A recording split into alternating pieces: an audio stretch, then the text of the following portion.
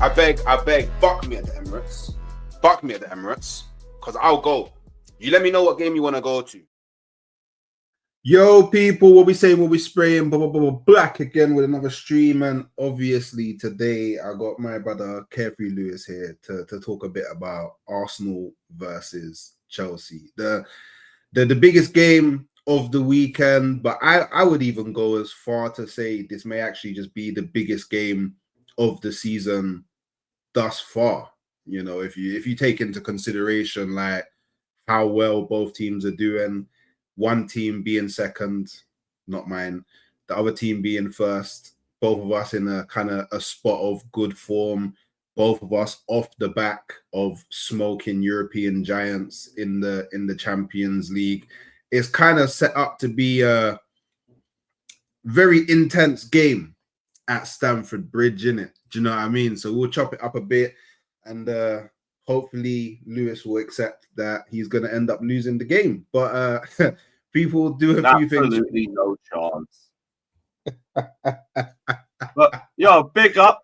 Always great to be back. I do agree as well. This fixture is absolutely coming at the right time with where both teams are at in terms of the league table and in terms of form. But before we go, one thing. What is the context of that last sound effect about bucking you at the Emirates? Where did that come from? All right, so basically, when I was early on in my YouTube journey, there was this Arsenal fan that would always come into my streams and try and rattle me. Always would try and rattle me, yeah. And I like to believe that I'm a very calm person, you know, very collected, you know. Usually those things, yeah, usually like people don't trigger me in it. Oh my god, one day this guy he sent me to the moon. I won't lie, he sent me to the moon, and I was like, all right, cool, you get it. I'm not hard to find. Wrong time, wrong night, innit? Yeah. Literally what it was, and I'm like, I'm not hard to find, in it. So I was like, all right, cool. If you want, and then I haven't seen him since. I haven't seen him in the chat since. Yeah, and the thing is, yeah, I don't know what this. I don't know who this guy is. Don't know what he looks like. Don't know where he lives. Sounds like a teenager. Yeah, it all could have been a teenager, and like, look, me personally, I think that, you know, there may have been a realm where he saw me, because I go to the Emirates sometimes. He may have saw me and went, "Oh, you know what? Ah, shit." Yeah. Because I met you and I've been like, oh, fuck it. That was. I can imagine that. So it's like, raw. I don't know. Maybe he seen me and was like, oh, shit. I didn't realize he was that. I just thought he was some little short guy. So you might clock me. Fuck that. I'm out. Yeah. So I don't know, like for me, I always like, because me personally, like, I look at all the people that come into my streams and into my community and all that stuff, and I'm like, yeah, you lot, without you lot, there's no me in it. So more often than not, I always try to be, you get me, nice to them, you get it, try to be polite, all of that stuff there. But sometimes it's just, yeah, sometimes you lose it a bit. You receive. That's it. Yeah, that's fully what it is. Sometimes I'm very big on, like, you get me, the energy I receive is the energy that I give in it. So if you give me a certain type of energy, then you will receive that same sort of energy from me. And then obviously I asked my friend, like, oh, can you make me a new intro? And then he thought it would be funny to add that little soundbite, because obviously when it happened, like, all my friends were posting that soundbite in the group chats, and I was like, oh, raw. Like, there was people out there really watching. Like, that was last season then. Yeah, it was last season. I can't remember when exactly, but it was defo last season. It was like May. It must have been, like, I started doing this October, so it must have been November, December, something around that time, innit? So yeah, I guess that's the kind of a bit of the backstory. I have a little feeling that it was a 0-0 draw against Everton. I don't even know why that game sticks out, but I remember watching it and thinking, yeah, cool, I understand why man will crash out over this one. I remember Troop took his whole kids solely just to that game last season. All right, dead ass 0-0. That was a that was a very bad result. Like, and I mean, you look at results like that and you go, damn, if we won that game. For me, the result that mashed up everything was obviously the West Ham game, because it was on my birthday and I was bare hyping like, yeah, I no way am I losing to West Ham on my birthday, and then we went and lost on West Ham. You gave him a clean sheet, didn't you? At home as well. Yeah, at home as well, at the Emirates. So it's like, yeah, I definitely learned my lesson, and yeah, I won't be making such foolish mistakes like that ever again in my. Actually, I say that, but this year you never know, bruv. Yeah, we got Tottenham. If you not lose tomorrow, you're gonna have hella Chelsea fans in your mentions trying to rattle you. You're gonna be under a serious press, and that goes both ways. If we lose, we're fucked. I like. Do you know what? It's not even the Chelsea game. Like, if I don't win the league this season, I'm getting murdered online. Like, the stuff I've been saying, I'm getting dragged all over the internet. But there's going to be people that are messaging me. I never messaged me before. Oh, Hooks, what are you saying? You're available for a stream, and then I'm just going to be getting draped. So I just need it to be Arsenal. I need it to be calm. I need it to be cool. I need you to just do what you got to do. So I get allowed in it, because I'm defo getting smoked if we don't win the league. I respect the chess though, because I think you are one of, like, what's the right way to describe it? You're one of the Arsenal influencers, I'd say, with the most chess, and I say that in a positive way, because I think it's just solely just straight belief in the team, innit? Yeah, I think you're one of the most likely to just go out and say, look, I just believe we can beat this team. I believe we can win this match regardless of the situation. And I kind of relate to that myself, because like all I've heard going into this fixture is like, why do you think you can win this? It's like, I believe my team's good enough to beat Arsenal on the day. I know you guys, and I know the level that your club's at. I know what form you're in. I know that you've lost one game this season in all competitions. That don't mean you can't lose another one. And I believe my team's the one that could put you to the sword. The same way you're going to come into this game and say, we're top of the league. We've lost one game this season. We've got the best defense in Europe. We can lock you guys out for 90 minutes. And that'll be factually correct as well. I think we actually got the best attack in Europe as well, like number-wise. I mean, if you take all competitions goals scored, I actually think Arsenal especially after slumping Bayern 3-1, like, what a beautiful It's you game. or us. Because we both are very good at spreading the goals around our squad. Yeah, so we're actually and this is why this fixture is so mad. Yeah, we're actually very similar. Like you're actually not too far off us when it comes to like goals conceded as well. Like you're at I think we're like second on the metrics for that too. Yeah. And like we're both good at set pieces defensively and offensively. We can both spread goals around the squad. We've both got big scalps in Europe. Yeah, we're both leading the pack out of the rest of the teams in the league. This is genuinely the best of the best. And for me, the bare minimum for this season was that Chelsea had to be at least at this point. Because look, with the window that we got, I'm not going to call us as favourites, never. But we are a team that can go the distance as long as our heads are switched on. I've always said, as long as you stay concentrated, you can stay in this race. And I know they'll be concentrated for this game. But even going further ahead, what will piss me off is if we beat you lot and then just like slept our way through to a draw against Leeds the match day afterwards, because you've done all that work just to hand the points straight back. Yeah, 100%. And I mean, let's be honest here, Lewis. Yeah, like you lot owe a lot to my club. Yeah, because we all know that your new model was based off of my model. Because your owners even came out and said, yeah, we wanna do something similar to what Arsenal's doing, and then that's when you started buying all of the young players, Project FC, all of that stuff. And I didn't know if that was like if that was like a narrative that was being run by the media, because everything that we seem to do seemed to be like a roided version of Brighton, where the only difference would be we'd actually retain our best stars. They would sell theirs, we wouldn't.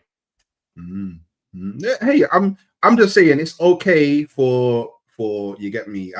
You're not little bro. Your little cousin. There'll be elements like bringing in an inexperienced manager and trying to like go and win major honors with them. There'll be some elements of it, but I think if we tried to copy anyone's blueprint, we tried to copy Brighton's. I mean, even Maresca, like very similar to Arteta.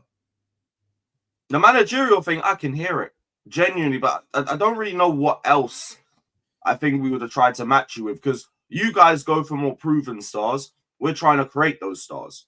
Now I'd say for you guys, you make them just based off your academy, but more off that than I think like going out and buying young, unproven talent and nurturing them up. I mean, you got some examples, like, you know, we had Martinelli, you know, we had Erdegaard. You know, he wasn't the youngest, but he was pretty young when we first brought him in on loan. Like, obviously we didn't take it to the extreme like you lot, and obviously you're not wrong, actually. Yeah, you're not wrong. And obviously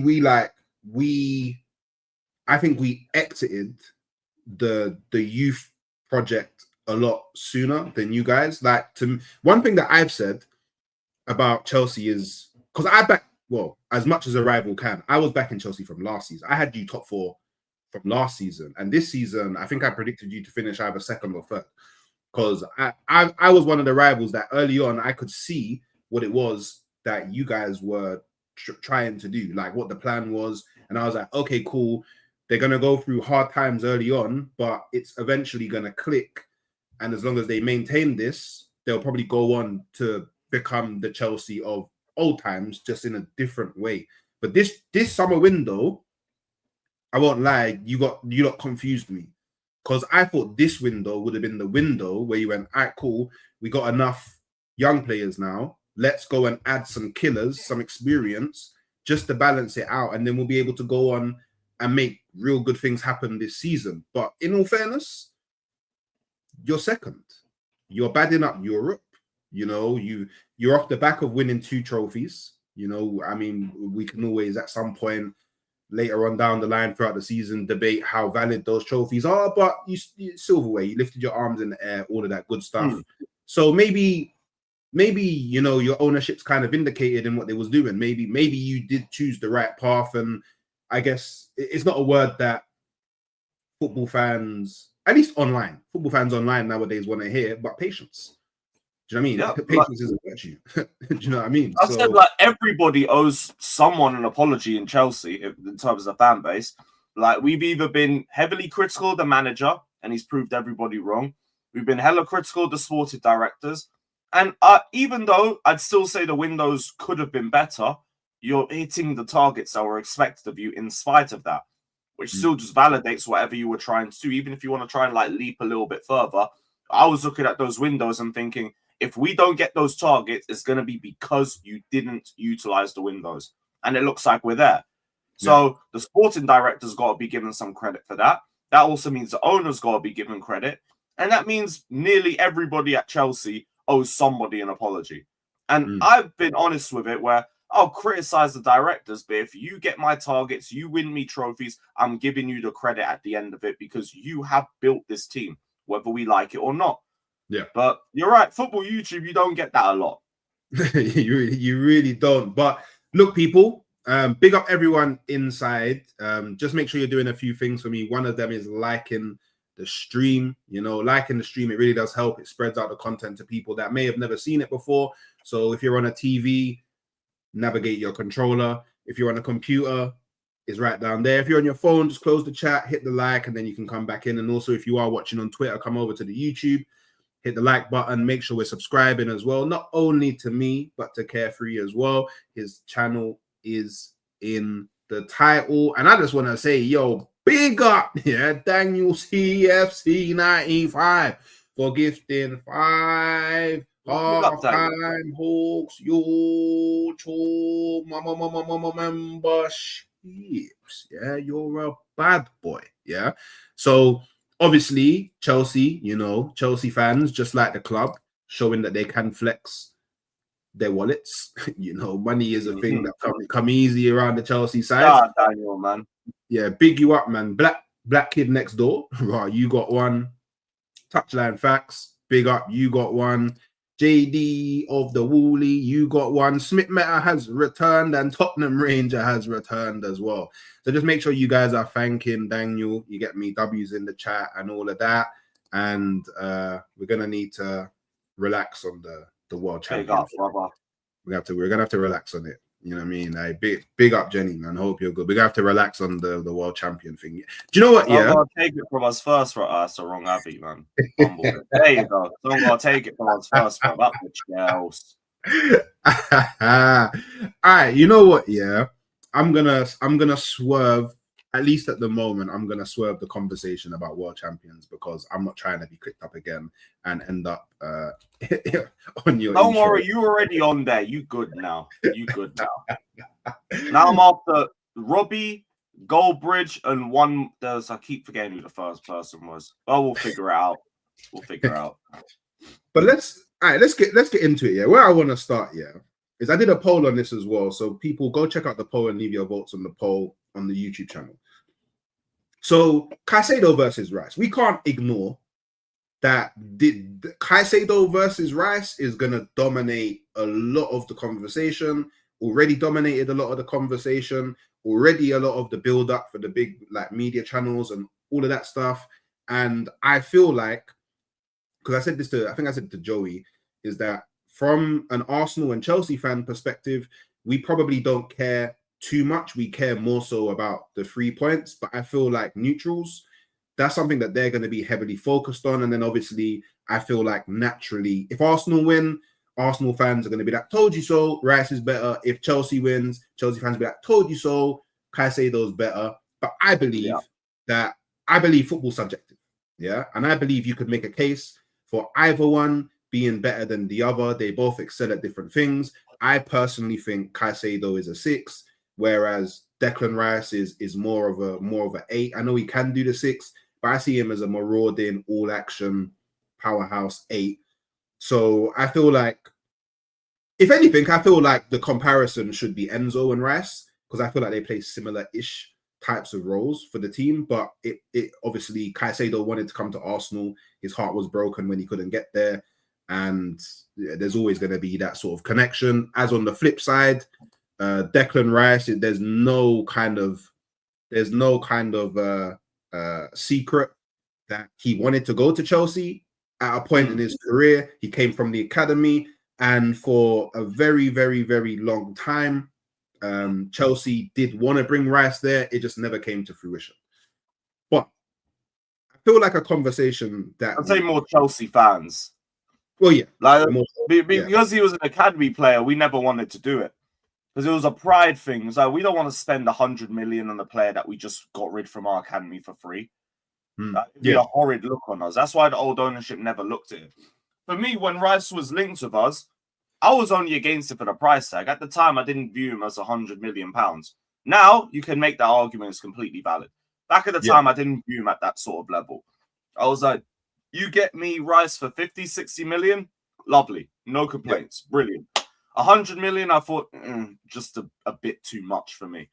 But I viewed Caicedo as more of an 8 when he first joined us. Now he's turned into more of a 6. But to me, he was more ball-winning 8. Like all action, all around the pitch, let him roam, break up play. But similar to Kante, but I would argue with a much better passing range. Like this guy is deceptively good with his passing. Long range and short range. Declan Rice obviously excels the long range passing, but I think Caicedo's better in tighter spaces and better with his back to goal as well. Yeah. Now, obviously with Rice, better in terms of ball carrying, better in terms of set pieces, definitely better in the air. Like imposing stature, taller, much better in the air.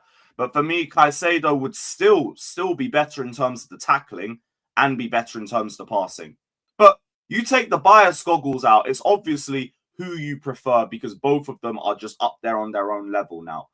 But that's also like why I like this rivalry and why this rivalry will be around for so long, because we're talking the best of the best, just at two different rival clubs. It's like it's like Gerrard v Lampard. Obviously, it's different styles, but in terms of how good they are and the current state of football we're at right now is very similar. And we're going to have these conversations year in and year out, but like I'm sure there's always going to be like a hidden bit of respect for both players from each rival side regardless, because they're both still that good. Like I'll take the piss out of Rice regardless, but I know like man want me to be honest, quality.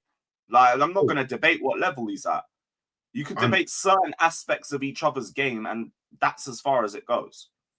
100%. Do you know what? I'm in full agreement. So, and do you know what? Yeah, the Gerrard Lampard kind of, obviously not in terms of ability. Well, I mean, we can judge the ability part when they both get to the end of their careers, innit? But definitely what they kind of both mean to each clubs. They both are midfielders, and they both are, in my opinion, currently the two best midfielders in the Prem. I think the to a degree you could even argue Europe, but I don't want to apparently if you don't watch La Liga every day, then you can't have comments on the opinions on. Do you know what I'm saying? So I'll just say Prem for now.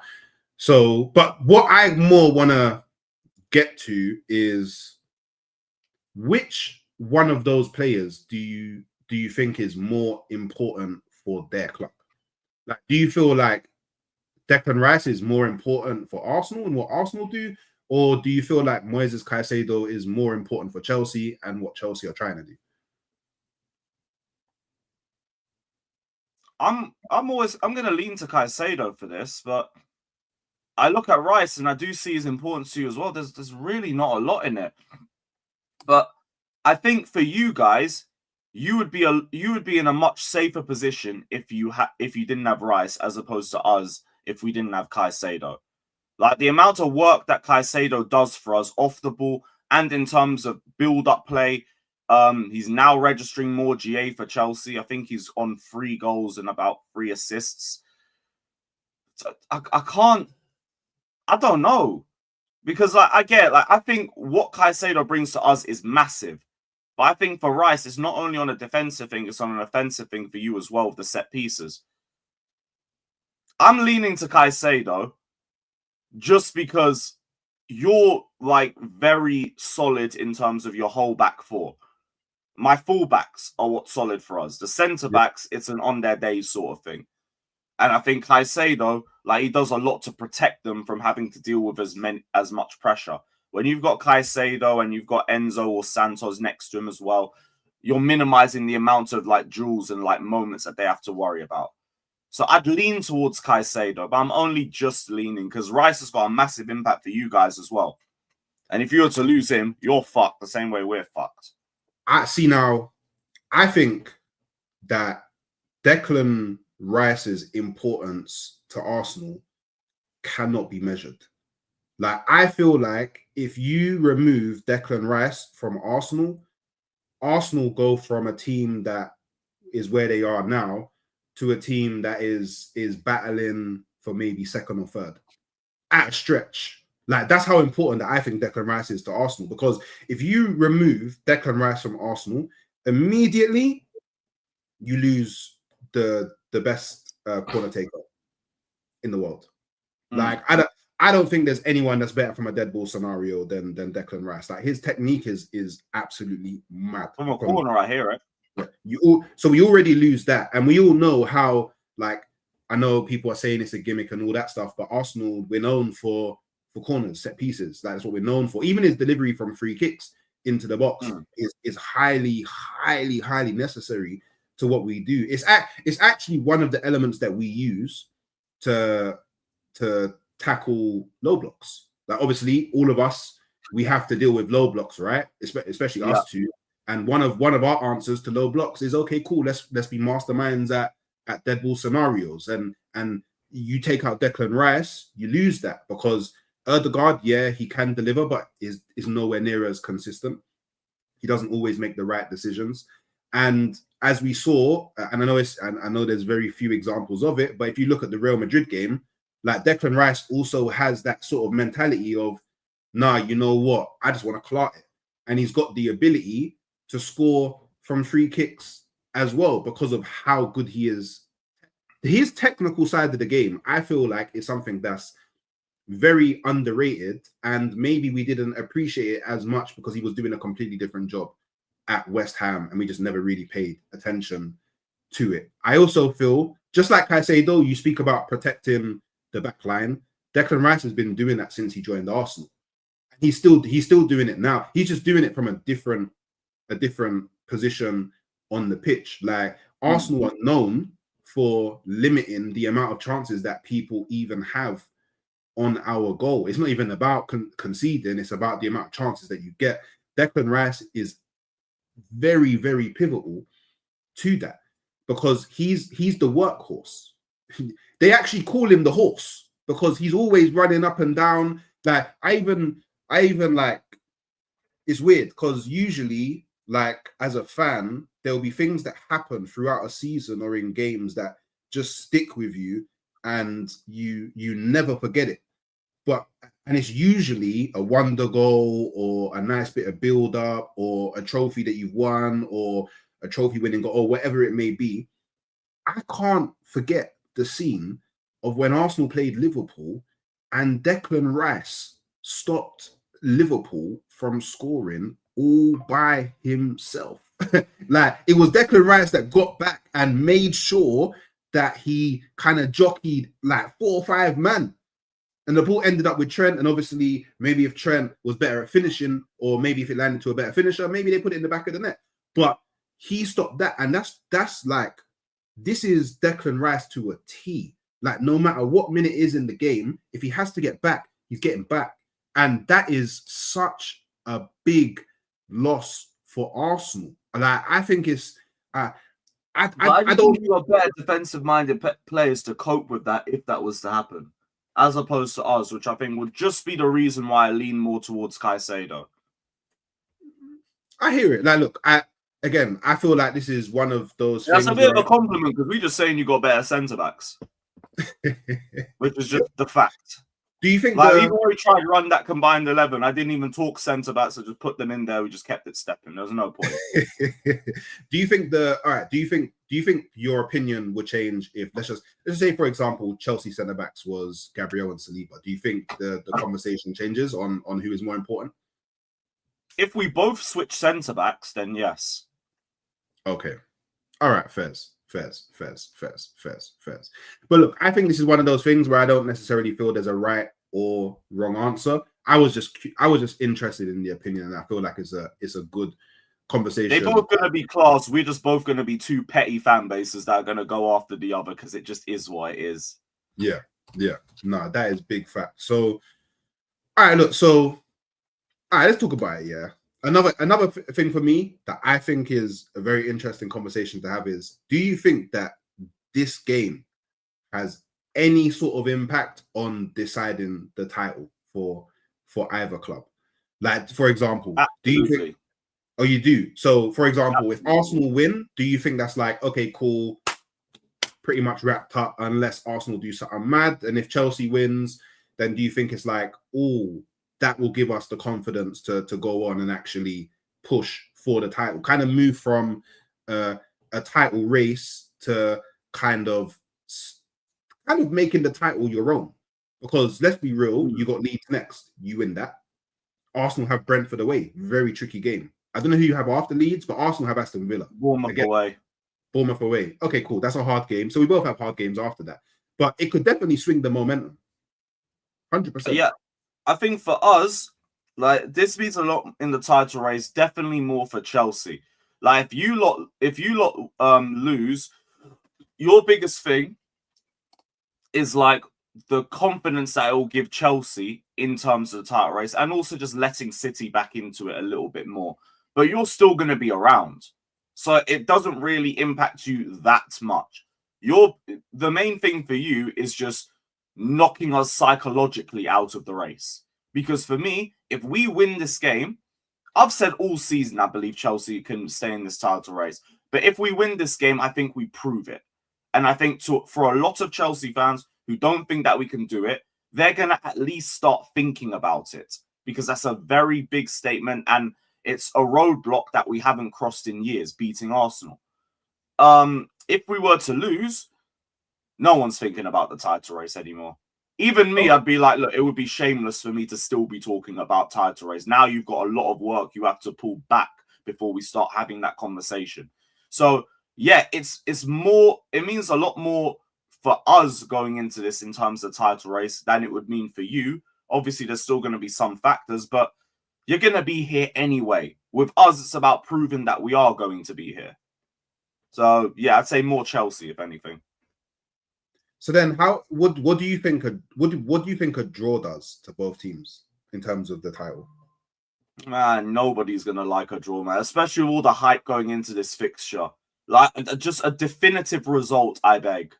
I don't want to lose. I don't want to draw, but you get nothing out of a draw. It's such a dead result. I just want something decisive, a decisive result coming out of this, because I think a fixture of this magnitude deserves that. So, like, a draw, I just think it pisses everybody off. All this hype for a dead 1-1, and I'd just be jarring. I'd hope that in the case.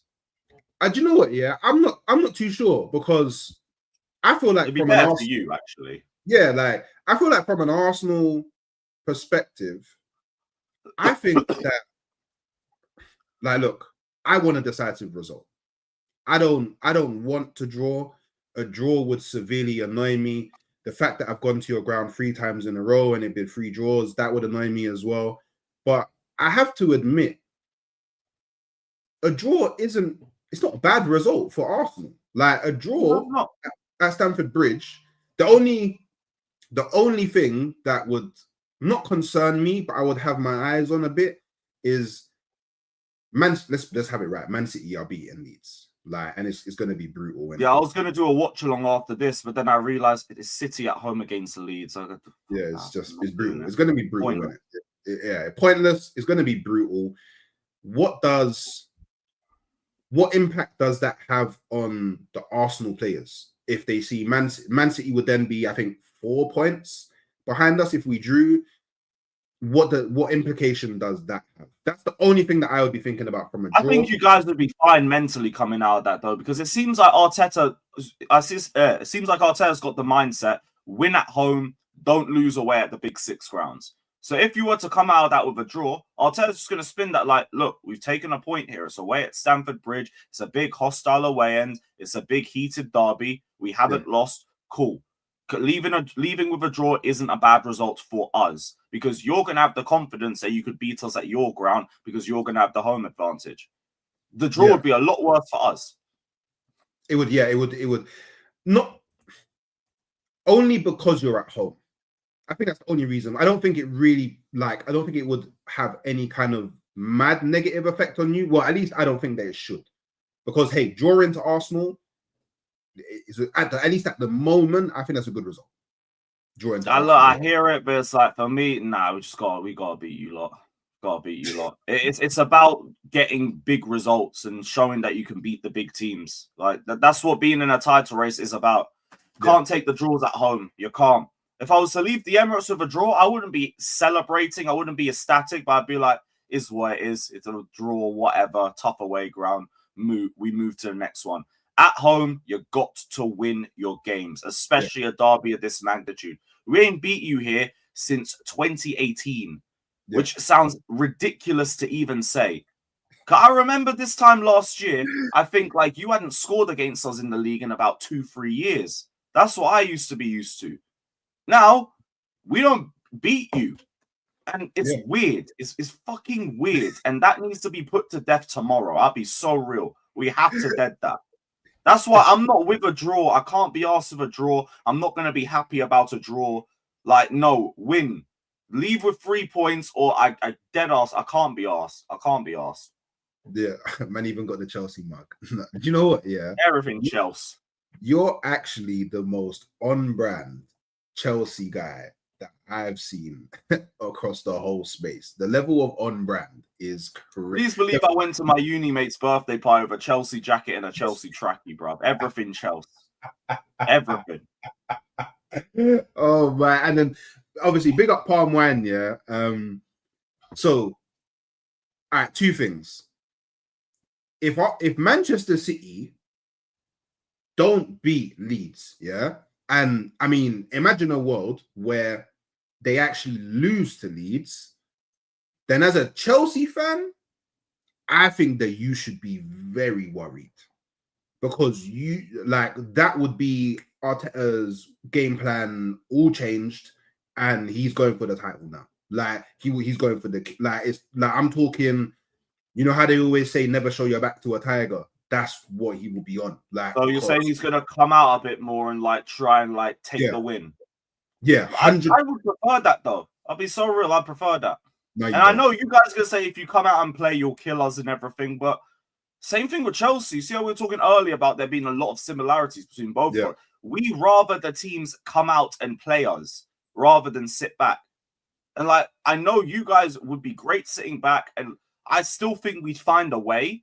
But it would be a lot easier for us if you gave us space in behind to work with. So even if it comes with like the idea that you guys are going to bag more against us, cool. I believe our attack could still do the same thing. I just think suddenly the game becomes a much more entertaining watch. Because I think we're going to go into this game and there's not going to be a lot of goals in it. It's going to be a lot slower. It's going to be a lot more tactical. You're not going to see a lot of chances. It's going to come down to moments. If that was to be the case with you lot, cool, we're going to have a classic. This will be a Chelsea v Arsenal classic wherever it goes. I mean, I'm a first thing. If Man City lose, this is what's happening at the bridge.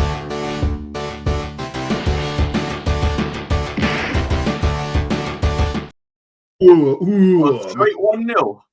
Man, they're getting you're getting smoked. That seems like an example of the last game we played when Mourinho got that set piece. That's fully what it will be. Because we were never scoring that game. From 10 minutes, I've already given up. I was like, yeah, look, leave with a draw or whatever. We ain't scoring. I don't give a damn. But then, no Palmer, no Jackson, forget it. But then if Man City drop points, from an Arsenal perspective, like Man City drop points and we don't win, oh my God, my head will be on the moon. I can't lie. My head will be on the moon. If you both drop points and we win, this title race suddenly becomes even like more believable. Do you know what? I'm not worried about I'm not thinking I want City to win so they can win the league. I'll be so real. I want it. I want the league. Yeah. Like I think we're in this, and it's no longer like I need the Blue Brothers to do it for me. Like no, I need it. This is my turn now. It's been too long. Okay. Wait, just quickly. Let's say a world where you win and Man City lose. Would you put Man City out of the title race? Would you think it's solely just you and Arsenal now, or would you still think that Man City have a say in you potentially winning it? No, City would still be in it, but it would just give us a bit more ground to work with. Because now we're opening a gap on Man City. That don't mean too much because we know what Guardiola, we know Haaland, Donnarumma, they're always going to be there or thereabouts. But you got to get the little victories, and then the more you get those, they become bigger victories, innit? 100%.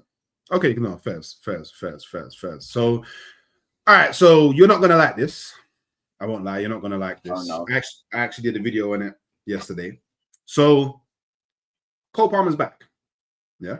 Mm-hmm. And basically what I want to understand is, will Palmer have any effect on this game? Now, from my perspective, yeah, I see all the Chelsea fans hyping online. I see the Fabrizio tweet about it. I see people on streams talking about it. And I'm just sitting there like, Palmer's back. So what? Who cares? I mean, I don't. He doesn't do well against Arsenal. Both times he's played against Arsenal at the bridge, because remember, he always ducks the Emirates because he's not ready to step on the Emirates for Chelsea yet. He's been ducking it for since his whole career. He's only scored one goal, and that goal was a penalty. That goal cost you the title, though. There was many things that cost me the title, but that goal was a penalty. Yeah, it wasn't even look, before all the Chelsea fans go mad, make sure you're liking the video and subscribing to the channel and following me on Twitter, because Palmer's a bad boy. Yeah, Palmer is a bad boy. I'm like, he's a baller. He's cold. Like, for me, at least, when I look at Palmer, I go like, he's a player that in certain moments, he's decisive. He's the guy you look to make something happen that could change the game. But he just doesn't do it against Arsenal. So why would I then be worried that Palmer is back? Especially a Palmer that hasn't played football in like 3 months. In my opinion, you would be mad smoking the most drugs on the planet to throw him into a game of this intensity against Arsenal off the back of not playing football for 3 months. But let's just say he does play. Do you think that there will be any impact? Do you think it will change the game? Or are you like me and feel like it could actually disrupt your team? Because you guys are actually in a real good place at the moment with who you've actually been putting out. Just one thing. I just want to bring this up first off, if you could.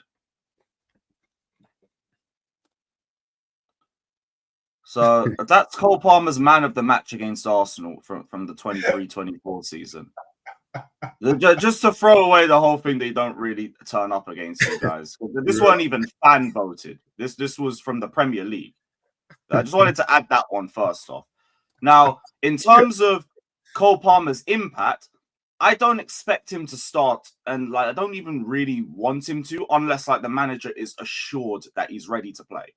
But the impact I think you could have coming off the bench isn't just necessarily him. It's having him, João Pedro, Esteval all on the same pitch. I think having all 3 of them together, that's where the problem would be for you guys. Because they're all decisive in their own right. And I don't think you're going to keep all 3 of them quiet at the same time. So that's where I think the problem would be for you with Palmer. I don't even necessarily think that's from him starting. Bring him off the bench, have Esteval there, have João Pedro. That's going to be where you get the impact. But yeah, I don't really want to start him so soon either. I'll trust Maresca if he wants to do it, but everything I'm thinking logically in my head says you ain't played since August, well, since mid-September. I don't really think it makes sense to start you against the best team in the league, especially seeing as they might look at you and then try and target you. The same way I remember with Rodri last season, you guys are just clattering into him from the first minute. World. Said correctly there, world. Best team in the world. You said league, but we all know it's world. You already know I ain't ever going to say that. Ain't no way. But hey, but I have you down as a very honest man, Lewis. Like, come on, Arsenal. I only speak in facts, so you gotta talk to FIFA, innit? They up with FIFA, bro. Oh my, hey. But do you know what? Yeah, we all know me from time to time. You know, it's very rare, but from time to time, I can be very shameless. If I beat when I beat you, I'm gonna be running the we beat the world champions. So then what would that make us the world champions? Because we beat the world champions. Do you know what I mean? It's a non-title match, bro. Their ground. The title weren't on the line, man. I mean, the title's always on the line. Do you know what I mean? That's the burden that you carry. This ain't no 24/7 title. This ain't hardcore rules. Come on, bro. 100%. I'm sure you watched OW back in the day. Yeah. Yeah, it's the World Heavyweight Championship. This ain't no hardcore title, bro. Come on, man. You gotta respect what this is. Hey, I'm just saying you're always. Hey, am I the Premier League champions? Cause I beat Liverpool. You know, we could do that. Am I La Liga champions? Yeah, you might be Bundesliga champions. All I know is Liverpool haven't been walking around with the belt. You get me? I just feel like when the belt's always shot, it's on the line. Do you know what I mean? Like I'm just saying, if we was backstage, yeah, it's one of them ones where I wouldn't get me. Arsenal taking the belt off of Chelsea, start licking them in the head with the belt, maybe dash you into the car. Do you get me? Sables running around. There's a reason why there ain't an Arsenal belt. That's all I'm saying. There'll be one. There'll be one this season. Don't worry. There's going to be. If they drop one in May, that'll be some nasty time, and I'll say that because they're legit in one right now. They only just dropped the Liverpool one a few months back. I mean, we're going to be in the next Club World Cup. That's all I know. We're going to be in the next one. You're definitely winning champs in the next 4 years. Yep. I'm winning it this year. I will say it would be about damn time because you're the only big club I know that ain't got one. Yeah. And it's the bane of my existence that we don't have one. But when we get it this season, I don't think everybody understands, yeah? I don't think everybody understands, yeah? Me with a Champions League star. Oh, you man don't want to see that, yeah? Because do you know what? It's not even just the Champions League. Do you know what the first thing that's coming out my mouth when we win the Champions League? I'm bringing that gold trophy all the way back out. You get me? Invincible season. Because now I'm invincible and the Champions League winner. You man are finished. You man don't want to see that. Do you know what? I might even take Cole Palmer off you after that as well. How about that? How have you just imagined a scenario where you win the Champions League and you take Cole Palmer? You need to be locked up, bruv. What is this? What is this? You get way ahead of yourself. Hey, we do business a lot for players. We do business a lot. Do you know what I mean? Like, yeah, but you don't take our stars. Like, you make more sense for you to take, like, I don't know, Garnacho. Or who else? Who else? Who's another one? Tyreek George or something. Esteban? You know? Hell no. He locked up here till 2033, mate. He ain't going anywhere. Brazil need us. We're bringing the fucking World Cup back to Brazil, mate. You know what? I have to be honest. Like, he's a proper player. Like, I'm so hoping that he's gonna play to some capacity. Yeah, he should be starting. Not week in, week out. I think Maresca's using him in the right way, but it's Tuesday to Sunday. So I don't really need to think about, like, just rest him for Leeds. I don't need throw Buonanotte and all the other ones at Leeds. Just make sure he starts Sunday. See, I would rather he starts. Personally. I'd rather he starts against me. Because if he starts against me, I know he's coming off.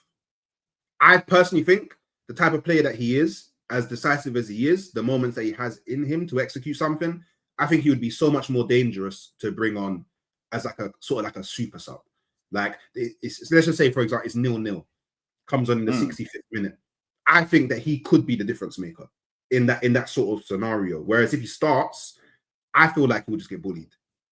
Because let's be real, yeah. And I guess this can kind of take me on to my next point, yeah, is you haven't faced a defense like Arsenal's this season. You haven't. You just haven't, because no one's defense is as good as mine.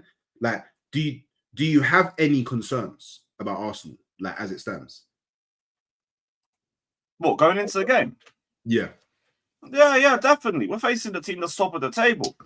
Like, obviously, I think we can win this game, but I don't think it's going to be a bopping or a walk in the park. Like, it's going to be a really hard, drawn-out game between both of us. You lot are going to be frustrating defensively. I believe our midfield is better, but that doesn't mean your midfield can't give us a very difficult game or even have the better game if we're not playing to our best. Like, your attack's capable of goals. You spread the goals around the team, so you have to look out for a lot of people. Obviously, I think we're good at set pieces, but you guys are good at set pieces too. Like, definitely. Yeah. Going into this game, like, there is a lot of similarities, which makes both of us very difficult to, like, for each other to cancel each other out, innit? So, yeah, there's a lot to worry about going into this match, or a lot to take into consideration. Is there a specific player or group of players that you're looking at more so than anyone else, and like, okay, we need to shut these guys out of the game? Nah, it's more the collective. I'll be so real. Because, like, I look at your team as a whole, and it's a unit. It's a defensive unit, and going forward, there's no out-and-out goal scorer. The only one that's meant to be is Gyökeres, but he ain't been bagging for you guys, and low-key, you guys are scoring more goals in open play without him on the pitch. Like, there's something I wanted to bring up yesterday. We never got a chance to because it all just, like, flew off the rails and everything. But you seem to be playing better without Gyökeres, and deadass, I'd rather he started on Sunday, personally. No, you don't. Because I think if he does start, like, I don't think you're going to be as much of a threat from open play with him in the team. So that'll make it just a little bit easier for us to deal with defensively, in my opinion. You don't want him to start, because so this is my perspective, yeah, and maybe I differ to a lot of Arsenal fans, maybe I differ to a lot of fans just in general, yeah. But when I look at how Arsenal play with and without Gyökeres, I feel like Arsenal are so much less predictable when Gyökeres plays, because now it's sort of like, how do you defend against Arsenal now? Because let's be real, for years and years and years, everyone's kind of figured out how you defend against Arsenal. You just low block because they're going to play with a 9 that doesn't want to be a 9, and he will drop into those pockets, pick up the ball to feet, try and bring in the other players. But it's very easy because it's not a focal point in the 9.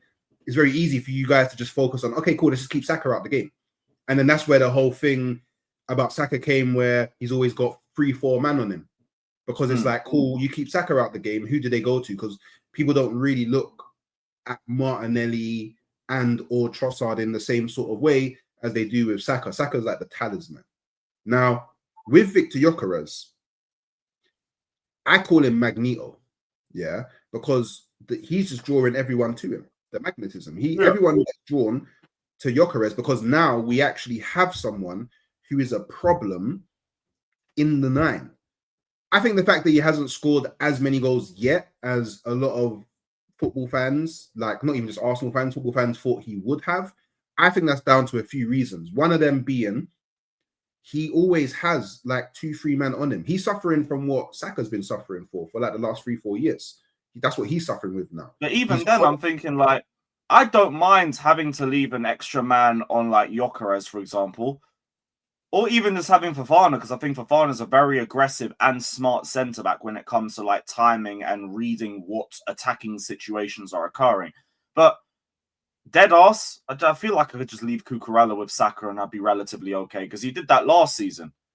Cucurella got the man of the match just like locking up Bukayo single-handedly, and it was 1v1. It wasn't a double or triple man thing. So like, I genuinely don't mind that, because I rate Cucurella. I think he's the best left back in the world right now, and I think 1v1 he can just stick to Saka like glue, and that will be enough for me. So I don't mind dealing with Gyökeres, and then it's whoever you're playing on the left-hand side out of Martinelli or... Oh, no, wait, Trossard's back now, isn't he? It hasn't been confirmed, but it's not confirmed yet. But it's seeming a bit positive. But we'll see. We don't know 100%, but because Trossard's been getting a lot of GA for you recently. If it was Noni or Martinelli starting, I feel I'd be a bit calmer. Havertz might be back. Oh, please. I wanted to be able to boo him. I was fuming when I heard he might be out for the year. I told my mates I ain't going to smoke on match day, so I got enough lung capacity to really make the booze count, innit? You know them ones. I hope he plays. I really do. Hey. No, last season, they were treating him like a piñata at the bridge. It was Caicedo, Boom, Lavia, Enzo, Fofana. Everyone was trying to clamp into him. All I know is, yeah, okay, so I'm assuming you're going to be Fofana and one of Chalobah or Badiashile. I imagine that will be your... It'll be Fofana, Chalobah, I think. So, Fofana is better than Chalobah, cool. But I don't think Fofana is what a lot of Chelsea fans make him out to be. Or at least he hasn't shown me enough yet. He's good, but that's what it is. You just haven't seen him because of the injuries. And I get it. His injury record's been worse than Lavia, worse than Fofana's. I understand it. But I mean it when I say he is our best centre-back when fit.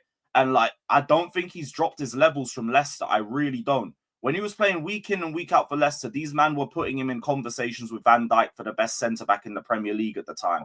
Now, I'm not saying he's like top 2 or 3 right now, because you ain't played long enough for that. But he's fucking class. And if he was to just have... Even when he had the 4 months last season, he was our best centre-back, and I think we had the 2nd or 3rd least goals conceded in the Premier League with him in the team. And he was our best centre-back by a mile. Colwill hadn't reached the levels that he'd hit towards the run-in and the Club World Cup by then. So Fofana was the one carrying him. So genuinely, I get, you ain't seen it yet, and I understand that. But he is that good. He genuinely is. I just feel like Fofana and Chalobah or Badiashile would rather deal with having to maybe be dragged out of position to pay attention to Merino than they would having to deal with the physical combat they'll have to do with Gyökeres and the constant runs off the shoulders and running into the channels that Gyökeres does.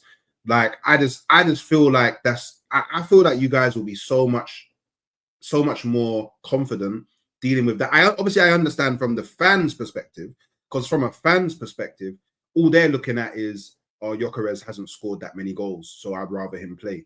But I'm talking purely from the effect and impact it will have on the pitch playing Gyökeres over the likes of a Marino.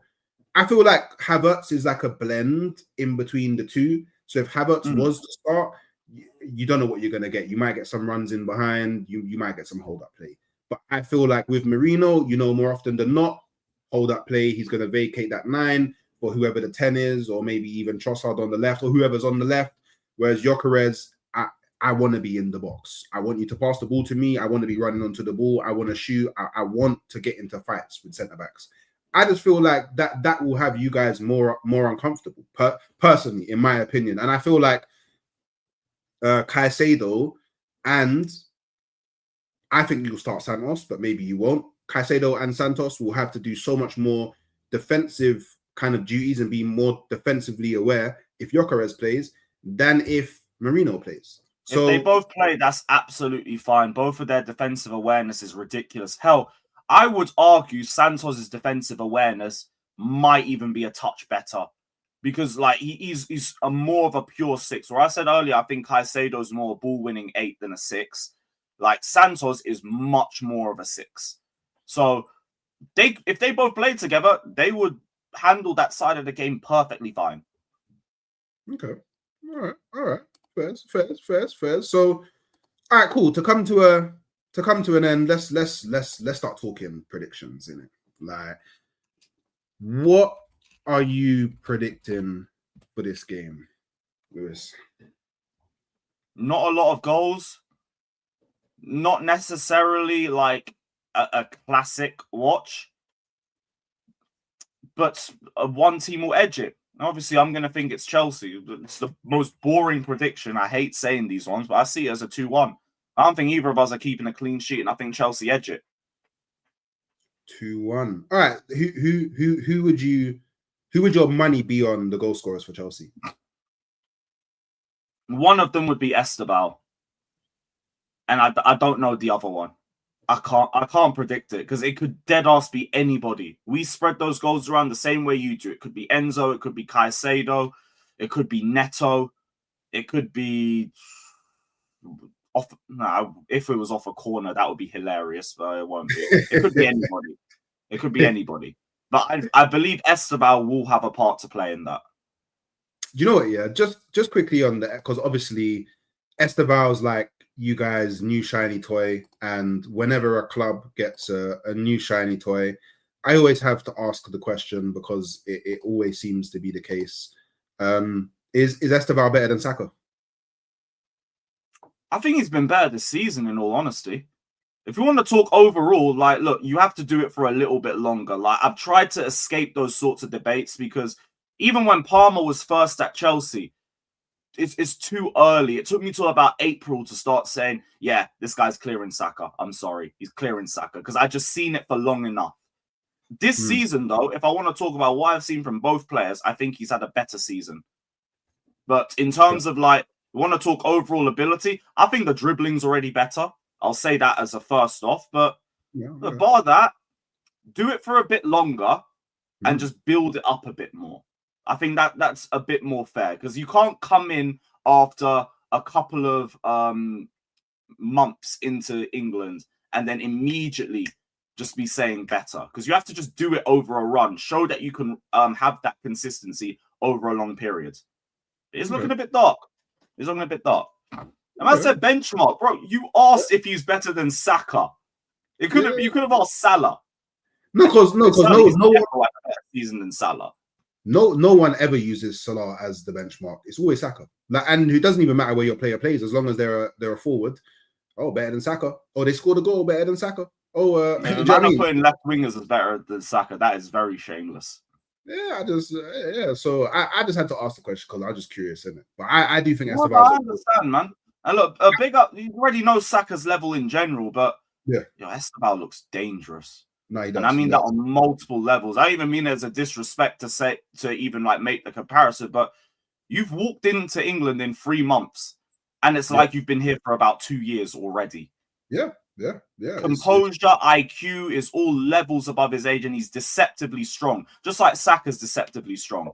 Yeah. But you just got to do it for a bit longer. And then, I'd be here with chest saying he's clear of him. Absolutely clear of him. But you have to just keep doing it. Keep the levels. Yeah, because like you said earlier, I do think that Maresca is managing Esteval in the right way. But I am starting to think now he's got to be one of the players that's first on the team sheet. Like he just has to be. Like he's getting to that point now where it's like, oh, okay, let's just. But even now, I think it's still a bit too soon. Like I'm making an anomaly for this game just because of how much rest we've had in between this match and the Barca game. 5 days is enough that he should be well rested to go again for this. But it's still a new climate. It's a new league where we've played a lot of minutes. So has he for Brazil with Palmeiras. He has played nearly week in and week out all the way towards the Club World Cup. And that's at the age of 18. So he's already had a lot of mileage this year as well. So I get, after this game, you want to rest him against Leeds, fine. And then have him start in the Bournemouth game. Do the 1 game a week thing with him, cool. Because we do have enough options regardless. The fact that he's been able to take Palmer's workload off him means that Palmer can also simultaneously take the workload off him too. But a year or not even a year, maybe towards the end of the season, you start seeing him play a lot more minutes, especially when the temperature starts going up. But for now, I think we're using him perfectly. As much as I want to see him play 90 minutes week in and week out, it's just not smart. Not with this league. Yeah, okay. No, that's fair. And I guess from my perspective, it still hasn't changed at 3-0. I just think we win 3-0. I think we keep 3-0.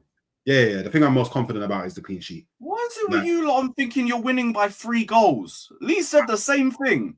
He must have been watching my streams then, because I was the first one that said it. Like I've been confident from the jump. But the thing I'm most confident in is the clean sheet. Like it could be 1-0, could be 2-0, could be 3, could be 4, could be 5, could be 6, could be 7. Whatever the score is, the score is in it. But I'm just super confident. But what makes you think you're winning by 3 goals? Because I think this is going to be a very tight game. If you told me 2-1, I wouldn't even debate the prediction. But what makes you think 3-0? I just feel like we're just better. We're just a stronger team. And I don't even think that it's close. Personally, I think you're. So you think it's going to be a bopping? Yeah, I think we're going to bop you. Away from home? Yeah, I think we're going to bop you.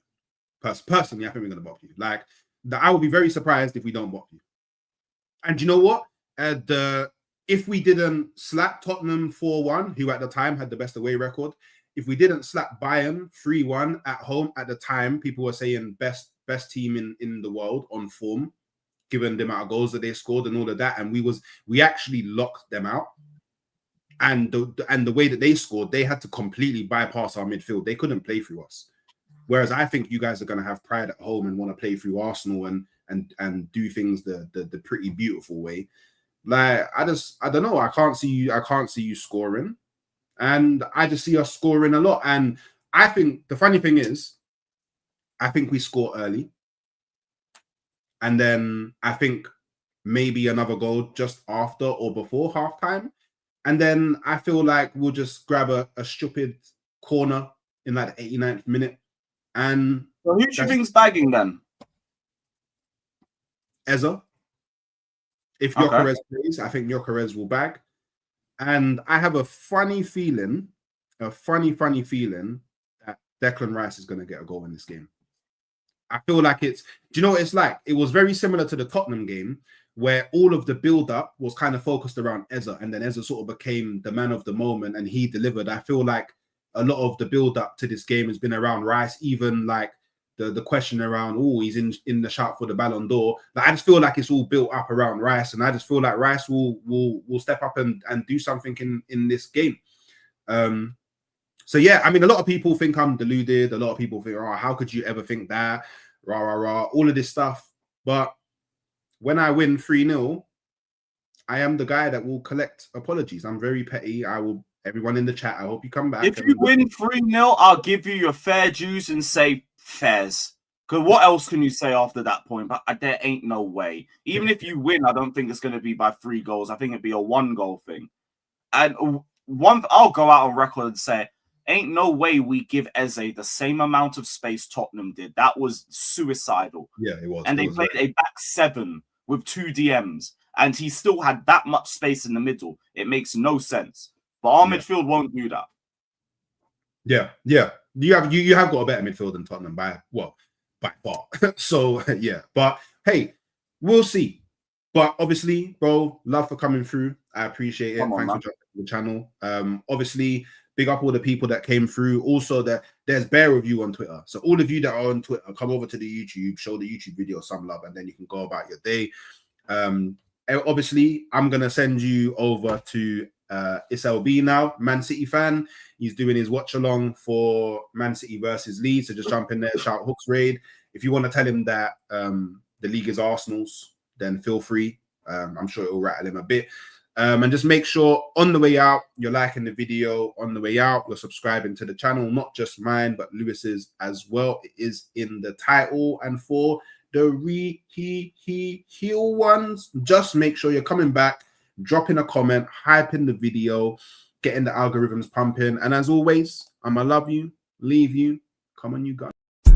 Man, I lick shot like Shevchenko. I got fam that I getting on my nerves. Feel like man, I itch if that man get killed. Every day trying to get on nerve, but man just swerve, idiot, have a let go. I didn't mean idiot, have a let go. Man better mind out before they find out. It can get dark when you gas this petrol. Splash all over the pavement curb. Man know me, I don't play with verbs. Seen too much, I'm aiming first. Man don't think anymore, man burst. 18 and a clip that's gift and curse. Man won't limp this biscuit hers. Civilian crashed on LinkedIn work. Got stacks on who's gonna be sprinting first.